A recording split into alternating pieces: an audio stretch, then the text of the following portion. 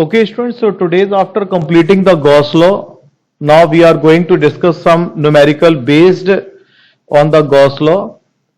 जैसे आपने देखा मेरे सामने एक क्वेश्चन है गॉस लॉ से रिलेटेड है. इन्होंने क्या रखा है, calculate the electric flux through each of the 6 faces of a closed cube of length L if a charge placed at its centre.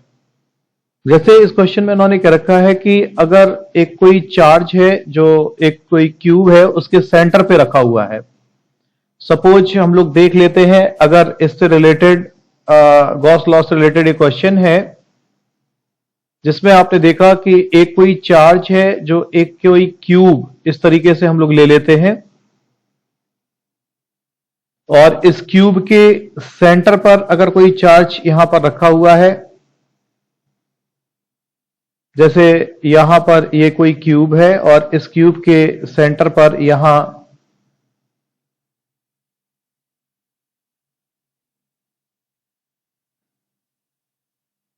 ये आपने देखा कि कोई क्यूब, थोड़ा सा फिगर में हल्का सा प्रॉब्लम है तो आप डिस्कस कर सकते हैं इसको. यहां पे थोड़ा ऐसे बना लीजिए.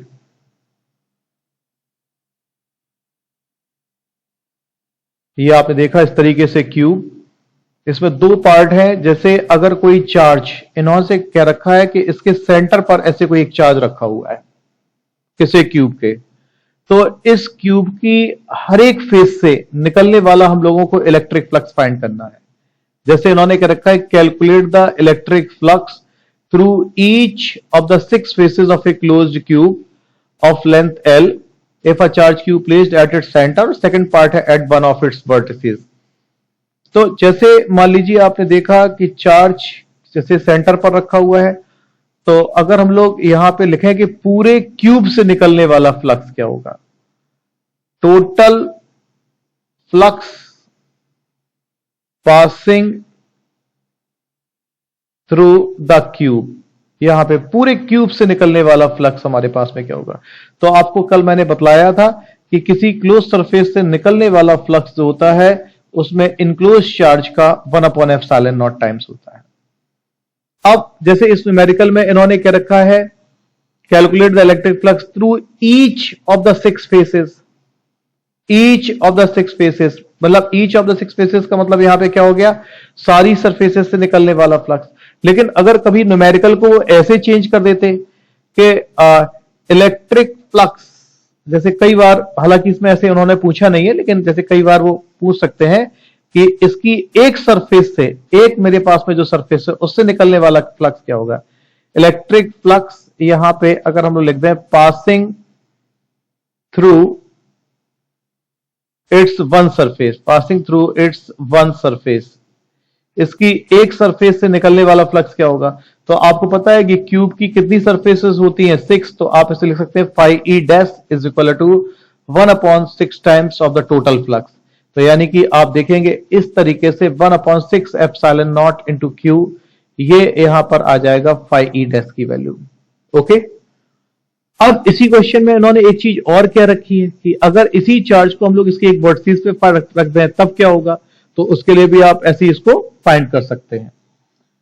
आगे नेक्स्ट क्वेश्चन की तरफ अगर हम लोग बढ़ते हैं, नेक्स्ट क्वेश्चन इसमें इन्होंने क्या रखा है, S1 and S2 are 2 hollow concentric sphere encloses charge Q and 2Q respectively as shown in figure. चलिए मैं आपको थोड़ा सा फिगर कंप्लीट कर देता हूं. जैसे आपने देखा कि ये एक कोई S1 स्फीयर है, ये कोई S2 स्फीयर है. S1 स्फीयर ने अपने अंदर कोई Q चार्ज को इंक्लोज किया और जबकि S2 स्फीयर ये है, इसने अपने अंदर कितने चार्ज को इंक्लोज किया, 2Q. इस तरीके से तो इन्होंने क्या रखा है, what is the ratio of the flux through S1 and S2. S1 और S2 से निकलने वाला हमारे पास में फ्लक्स है, उसका रेशियो क्या होगा. तो देखिए अगर इस क्वेश्चन को थोड़ा सा हम लोग अलग से ऐसे समझ लें, जैसे सपोज आपने देखा कि ये एक कोई स्फीयर हमारे पास में स्फेरिकल सेल है. जैसे आपने देखा ये कोई स्फेरिकल सेल S1 है और दूसरी आपने देखा यहां पर एक कोई स्फेरिकल सेल, यहां पर हम लोग ले लेते हैं S2 ले लेते हैं. दूसरी मेरे पास में एक कोई स्फेरिकल सेल अगर आप देखते हैं वो यहां पर आप देखेंगे दैट इज S2, ये यहां पर क्या हो जाएगा S2, ये आपने देखा इस तरीके से, ये दोनों ही कॉन्सेंट्रिक सेल्स हैं, इनके सेंटर कॉन्सेंट्रिक हैं, इस तरीके से अगर आप देखेंगे। और इस वाले ने अपने अंदर, एक सेकंड, यहां पर ये S1 करिए और ये S2 करिए फिगर के अकॉर्डिंग, जो गिवन है ये S1 है और ये S2, इसने Q चार्ज को इंक्लोज किया और इसने 2Q। तो न्यूमेरिकल में क्या रखा है इन्होंने कि what is the ratio of the electric flux through S1 and S2। हम लोगों को S1 और S2 से रिलेटेड हम लोगों को इलेक्ट्रिक फ्लक्स का रेशियो फाइंड करना है, यानी कि हम लोगों को फाई ई किसके लिए फाइंड करना, फाई ई S1 रेशियो यहां पर फाई ई S2 का रेशियो फाइंड करना है। स्टूडेंट सबसे पहले अगर हम लोग बात कर लें यहां पे कि S1 जो मेरे पास में एक स्फेरिकल सेल है, उसने अपने अंदर कितने चार्ज को इंक्लोज किया, Q। तो अगर हम लोग इससे निकलने वाला फ्लक्स फाइंड आउट करेंगे कि S1 से पास होने वाला इलेक्ट्रिक फ्लक्स क्या होगा, फाई ई S1, तो वो कितना होगा 1/ε0 into Q, according to Gauss law, जैसे कि आपको पता है। और अगर मैं S2 की बात करूं कि S2 ने अपने अंदर कितने चार्ज को इंक्लोज किया, तो यहां पर अगर आप ध्यान से देखिए S2 जो है उसने अपने अंदर ये Q और 2Q दोनों को इंक्लोज किया है। तो यहां पर जब हम लोग यहां पे इसके लिए इलेक्ट्रिक फ्लक्स लेंगे तो वो मेरे पास में यहां पे Q प्लस कितना हो जाएगा 2Q, यानी कि ये अगर आप कैंसिल 3Q हो जाएगा, और इसको अगर हम लोग कैंसिल करेंगे Q से Q, तो आप एक चीज देखेंगे फाई ई यहां पर S1 रेशियो यहां पर क्या देखेंगे फाई ई S2, और ये यहां पे कितना निकल के आता है, दैट इज 1:3 यहां पर। ओके, तो ये हम लोग यहां पे बेटा फर्स्ट पार्ट को यहां पे सॉल्व किए। सेकंड पार्ट में इन्होंने जैसे इस क्वेश्चन में क्या रखा है, how will the electric flux through the sphere S1 change, यहां पे चार्ज की जगह चेंज होना चाहिए। How will the electric flux through the sphere S1 change if a medium of dielectric constant 5 is introduced in the space inside S1 in place of air। अगर जो अंदर मेरे पास में इसमें एयर की जगह, जैसे इस क्वेश्चन में क्या रखा है कि अगर इसमें एयर की जगह हम लोग एक कोई स्फीयर, सेकंड पार्ट हम लोग इसका देख लें, और इसमें सेकंड पार्ट में जैसे इन्होंने क्या रखा है कि जो स्फीयर S1 है इसमें एयर की जगह अगर हम लोग एक कोई डाइलेक्ट्रिक कांस्टेंट के रख देते हैं 5, तो बताओ फिर हमारे पास में इसका क्या रेशियो होगा। तो इनिशियली अगर हम लोग बात कर दें कि इनिशियली यहां पे अगर आप देखेंगे कि हमारे पास में शुरुआत में फाई ई जब एयर थी, यहां पे फाई ई एयर थी, तो phi E is equal to 1/ε0 into Q था। ओके, और यहां पे व्हेन ए डाइलेक्ट्रिक, अगर हम लोग यहां पर एक कोई डाइलेक्ट्रिक प्लेस करते हैं K इज इक्वल टू 5 का, तो जानते हैं फिर फाई ई डैश, यहां पे अगर आप देखेंगे फाई ई डैश जो हो जाएगा वो 1/ε0 K इंटू Q हो जाएगा, या अगर हम लोग इसकी वैल्यू पुट कर देंगे तो 1/ε0 और ये 5 ऐसे आ जाएगा और इंटू Q। तो अगर यहां हम लोग इसका रेशियो फाइंड करते हैं फाई ई अपॉन या phi E dash upon phi E, तो आपको देखने को मिलेगा 1/5ε0 इंटू Q और अपॉन 1/ε0 इंटू Q, ये इससे कैंसिल हो जाएगा, ये 1/ε0 से 1/ε0 कैंसिल होगा बेटा। यहां पे ये आपको देखने को मिलेगा phi E dash upon phi E is equal to 1/5 आपको मिलेगा, क्योंकि ε0 से ε0 टाइम कैंसिल हो जाएगा। तो आप देखेंगे कि इनिशियल वैल्यू का, इनिशियल फ्लक्स का जब आप डाइलेक्ट्रिक इंट्रोड्यूस करोगे तो वो कितना हो जाएगा 1/5 टाइम्स हो जाएगा। तो आपने इस तरीके से इस क्वेश्चन को देखा, जिसमें इन्होंने क्या रखा था कि एक फिगर है जिसमें दो स्फेरिकल सेल्स हैं कंडक्ट, और इन्होंने अपने अंदर इस तरीके से Q और 2Q चार्ज को इनक्लोज किया। तो पहले तो इन्होंने क्या रखा कि दोनों सेल्स के फ्लक्स का रेशियो फाइंड करना था, तो ये हम लोगों ने निकाला।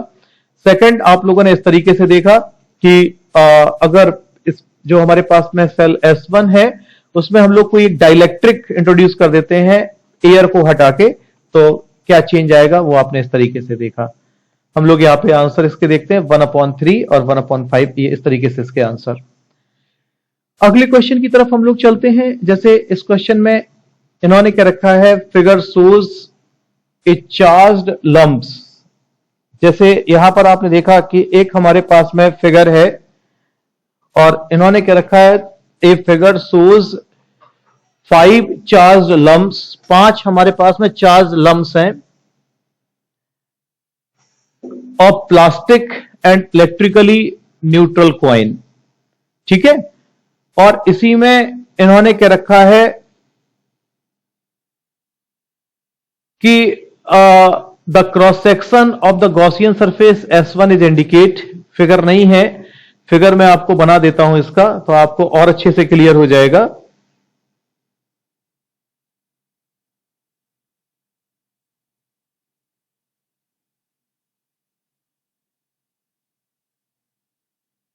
थोड़ा सा आप इसका फिगर देख लीजिए।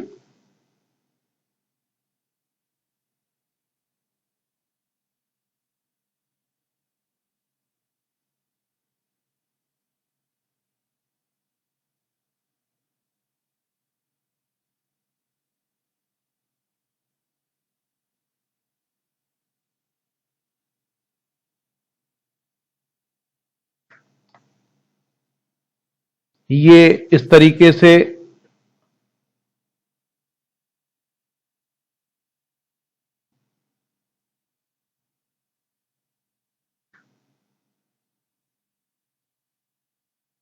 ये जैसे मान लीजिए यहां पर चार्जेस, सपोज आपने देखा ये एक कोई Q1 चार्ज लिया हुआ है अंदर प्लस का, और ये आपने देखा कि कोई Q2 चार्ज लिया हुआ है यहां पर ये माइनस का, ये Q3 चार्ज ये भी माइनस का लिया हुआ है, और यहां आउटसाइड द गॉसियन सरफेस ये कोई Q5 चार्ज लिया हुआ है इन्होंने माइनस का, और ये इस साइड इन्होंने ऐसे एक कोई Q4 चार्ज लिया हुआ है। और जैसे इन्होंने क्या रखा है, एक इलेक्ट्रिकली न्यूट्रल एक कोई कॉइन है यहां पे, सपोज हम लोग यहां पे दिखा देते हैं, ये एक कोई इलेक्ट्रिकली न्यूट्रल कॉइन इस तरीके से आपके फिगर में बना होगा, यहां लिखा होगा इंडिया, और ये 1 रूपी, इस तरीके से ये बना होगा फिगर। ठीक है, तो इन्होंने क्या रखा है कि what is the net electric flux through the surface, इस गॉसियन सरफेस से निकलने वाला नेट फ्लक्स कितना होगा। तो स्टूडेंट्स एक बात यहां पे आप पहले ये बहुत अच्छे से समझ लें कि इस गॉसियन सरफेस ने अपने अंदर टोटल 3 चार्जेस को इनक्लोज किया हुआ है, एक Q1 को, दूसरा एक -Q2 को, और एक तीसरा यहां पे -Q3 को। यहां पर 3 चार्जेस अगर हम देखें तो मेरे पास में इनक्लोज है, वैल्यू हम लोग यहां पे देख ले, जबकि Q4 और Q5 गॉसियन सरफेस से बाहर है। और हम लोग जानते हैं कि गॉस लॉ के अकॉर्डिंग अगर हम लोग यहां पे गॉस लॉ अप्लाई करें तो अकॉर्डिंग टू गॉस लॉ जो इलेक्ट्रिक फ्लक्स होगा इससे निकलने वाला वो 1/ε0 टाइम्स होगा किसके, नेट चार्ज के। और नेट चार्ज यहां पे देखिए, यहां पे भी माइनस दिया हुआ है, यहां पे भी, तो एक ही बार हम लोग यूज करेंगे, तो 1/ε0 यहां पे आप लिख सकते हैं Q1 प्लस Q2 और प्लस Q3। जैसे कि आपको पता है कि ε0 की वैल्यू कितनी होती है, 8.85 इंटू 10 की पावर कितनी, -12, और Q1 की वैल्यू अगर आप ध्यान से देखें तो 3.1 नैनो कूलॉम है, और वो भी कैसी, प्लस की, तो हम लोगों ने यहां पर रख दिया, नैनो है, इकट्ठा सीधे बाहर हम लोग 10 की पावर -9 से कर देंगे क्योंकि सारे चार्जेस नैनो कूलॉम में। Q2 अगर आप देखेंगे तो माइनस का 5.91 है, इसीलिए मैंने यहां पे ये वाला माइनस साइन इस्तेमाल नहीं किया, क्योंकि यहां पे न्यूमेरिकल वैल्यू में भी दे रहे थे, यहां पे भी दे रहे थे, तो ये चीज यहां पे माइनस का 5.91। और Q3 भी अगर आप देखेंगे माइनस के 3.1 नैनो कूलॉम है। तो जब हम लोग इसको सॉल्व करेंगे सारी डाटा तो आंसर हम लोगों को देखने को मिलेगा इसका माइनस के 0.66 इंटू 10 की पावर 3 न्यूटन मीटर स्क्वायर पर कूलॉम। तो स्टूडेंट्स यहां पे मेन चीज बात जो थी वो ये थी कि ये समझने वाली कि भले ही मेरे पास में यहां पे 5 चार्जेस हैं, Q1 Q2 Q3 Q4 and Q5, लेकिन जो गॉसियन सरफेस आपको दिखाई दे रही है इसने अपने अंदर तो केवल 3 ही चार्ज को इंक्लोज किया ना। और गॉस लॉ क्या कहता है कि जो टोटल इलेक्ट्रिक फ्लक्स होता है वो किसके इक्वल होता है, It is equal to the 1 upon epsilon naught times of the net charge enclosed by the surface. Okay? आगे नेक्स्ट क्वेश्चन की तरफ हम लोग चलते हैं। इस क्वेश्चन में जैसे इन्होंने क्या रखा है, फिगर शोज 3 पॉइंट चार्जेस। यहां पे सपोज एक कोई हम लोग ऐसे एक सरफेस ऐसे ले लिए, एक कोई फिगर है, इसमें मेरे पास में 3 पॉइंट चार्जेस है, एक +2q -q and +3q। 2 charges +2q and -q are enclose with the surface S. ये सरफेस ऐसे इसने अपने अंदर एक +2q चार्ज को इनक्लोज किया, एक इस तरीके से देखेंगे -q चार्ज को इनक्लोज किया, और ये 3q चार्ज जो था +3q ये आउटसाइड था। तो इन्होंने क्या रखा है कि what is the electric flux due to this configuration through the surface. इस कॉन्फ़िगरेशन से निकलने वाला इलेक्ट्रिक फ्लक्स कितना होगा। तो आपको मैं क्लियर कर दूं कि इस कॉन्फ़िगरेशन से निकलने वाला electric flux phi e is equal to 1 upon epsilon not into net charge होता है। और यहां पे अगर आप देखें तो गॉसियन सरफेस ने अपने अंदर कितने चार्ज को इनक्लोज किया, केवल 2। यहां पे एक 2q और एक -q। तो यहां पे अगर आप देखेंगे इस कंडीशन में जो मेरे पास इलेक्ट्रिक फ्लक्स होगा वो आप देखेंगे that is 1 upon epsilon not into कितना हो जाएगा, q। ओके बच्चों, नेक्स्ट क्वेश्चन की तरफ अगर हम लोग चलते हैं तो वो एप्लीकेशन ऑफ गॉस लॉ है, और इसमें इन्होंने बतलाया है electric field due to a infinitely long uniformly charge straight wire. देखिए एक बोर्ड एग्जाम में आने वाला एक इंपॉर्टेंट क्वेश्चन है, मैक्सिमम टाइम ये बोर्ड पेपर में पूछा जाता है। अगर आप प्रीवियस 10 इयर्स के क्वेश्चन उठा के देखेंगे तो आपको ये कई बार एग्जाम में आया हुआ दिखाई देगा। तो इसको हम लोग लगाते हैं। जैसे सपोज मेरे पास एक कोई हम लोग देख लेते हैं इनफाइनाइट लेंथ का एक चार्ज वायर है, और इस पर आपने देखा कि प्लस चार्ज यूनिफॉर्मली डिस्ट्रीब्यूटेड है। इस तरीके से आपने देखा कि प्लस चार्ज यूनिफॉर्मली डिस्ट्रीब्यूटेड है। Okay, now we have to find the electric field intensity due to this wire. इस वायर की वजह से हम लोगों को इलेक्ट्रिक फील्ड इंटेंसिटी फाइंड करनी है। जैसे कि प्रीवियस लेक्चर में हमने आपको बताया था कि अगर कोई स्ट्रेट कंडक्टर है तो उसकी वजह से जो उसकी गॉसियन सरफेस का जो शेप होगा वो एक सिलेंड्रिकल शेप होगा। यहां पे इस तरीके से आप देखेंगे, अगर हम लोग यहां पे एक गॉसियन सरफेस खींचते हैं तो ये इस तरीके से आप देखेंगे एक कोई सिलेंड्रिकल मेरे पास में गॉसियन सरफेस होगी। और आपको यहां पे एक चीज और बता दें कि चूंकि इमेजिनरी सरफेस है तो थोड़ा सा डॉटेड यहां पे शो कर देते हैं इसको। आपको कल मैंने बताया था कि Gaussian surface is an imaginary surface इनक्लूज the charge inside it. और इस सिलेंडर जो आपने देखा यहां पे इसका जो लेंथ यहां पे हम लोग देख लेते हैं दैट इज एल।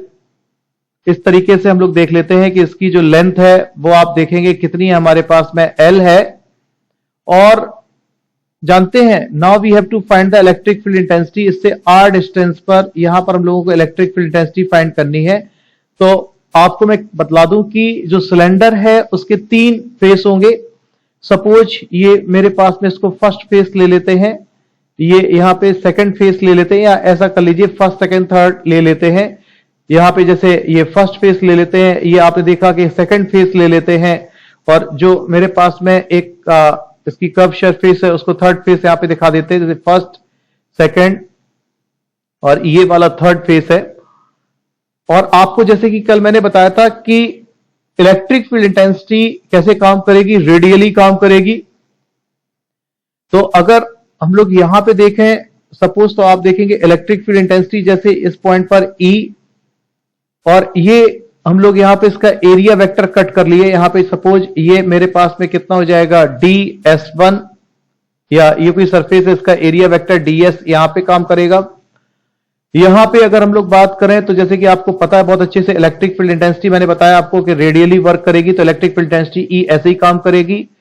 बट यहां पर अगर हम लोग एरिया वेक्टर की बात करेंगे तो इसका एरिया वेक्टर आप देखेंगे इस तरीके से काम करेगा, normal to the surface ds। जो सरफेस 1 है इसका नॉर्मल कहां होगा, आउटवर्ड इधर। और अगर ये मेरे पास में कोई थर्ड वाली अगर हम लोग ले लेते हैं यहां पर, तो अगर आप देखेंगे electric field intensity no doubt यहीं पे काम करेगी रेडियली, लेकिन एरिया वेक्टर अगर हम लोग देख लेते हैं तो area vector normal to the plane outward, यहां पर इसका एरिया वेक्टर ds ये ऐसे काम करेगा। ओके बच्चों, ये यहां से इसकी डिस्टेंस हम लोग क्या दिखला देते हैं, r। तो अगर हम लोग बात करते हैं कि टोटल फ्लक्स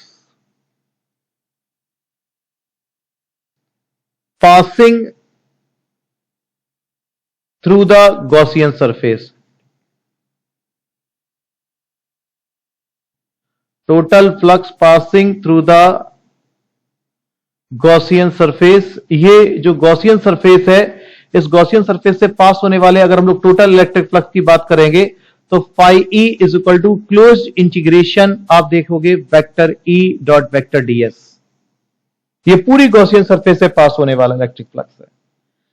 अगर हम लोग इसको अलग अलग करके सेपरेट करके दिखाएं कि फर्स्ट फेज के लिए अलग, सेकंड के लिए अलग, थर्ड के लिए अलग, तो यहां पे क्लोज्ड इंटीग्रेशन का ये साइन हट जाएगा बीच में, यहां पे फिर simple vector E dot ds, ये फर्स्ट वाला अगर हम लोग ले रहे हैं, और प्लस यहां पे अगर आप देखेंगे वेक्टर ई डॉट ds, ये सेकंड वाला ले लेंगे, और plus vector E dot vector ds, और ये मेरे पास में यहां पे थर्ड वाला हम लोग यहां पे देख लेते हैं।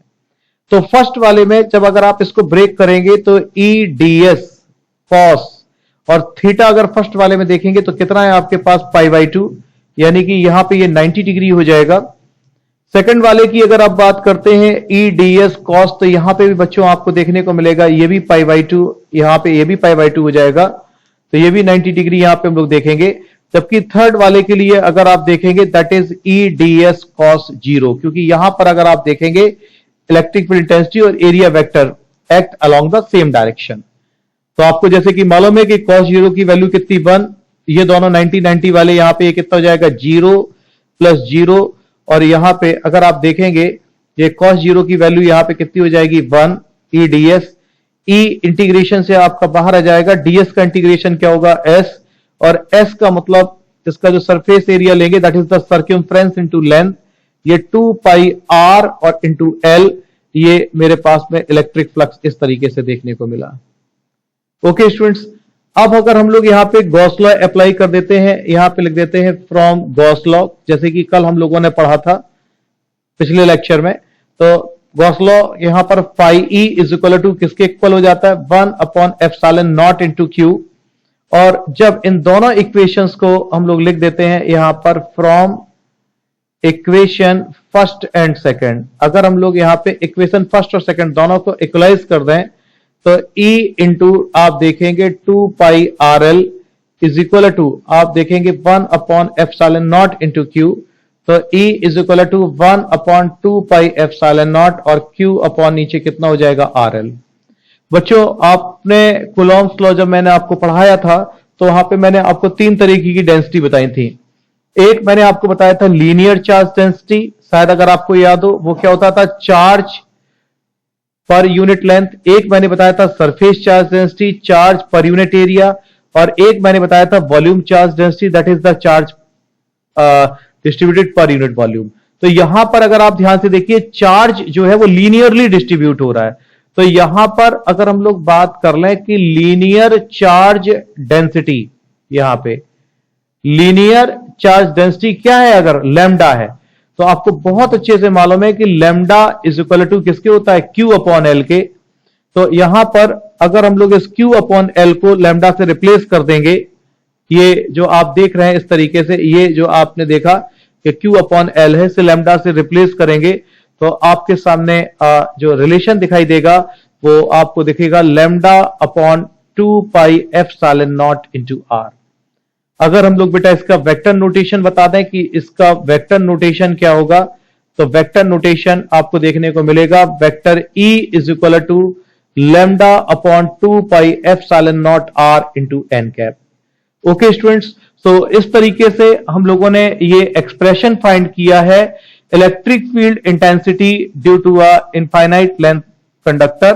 अगर मेरे पास में कोई इनफाइनाइट लेंथ का एक स्ट्रेट वायर है यूनिफॉर्मली चार्ज, तो इस तरीके से हम लोगों ने इसके लिए इलेक्ट्रिक फील्ड इंटेंसिटी का एक्सप्रेशन फाइंड किया। आगे के एप्लीकेशंस हम नेक्स्ट वीडियो में डिस्कस करेंगे। तब तक के लिए students good night to all of you.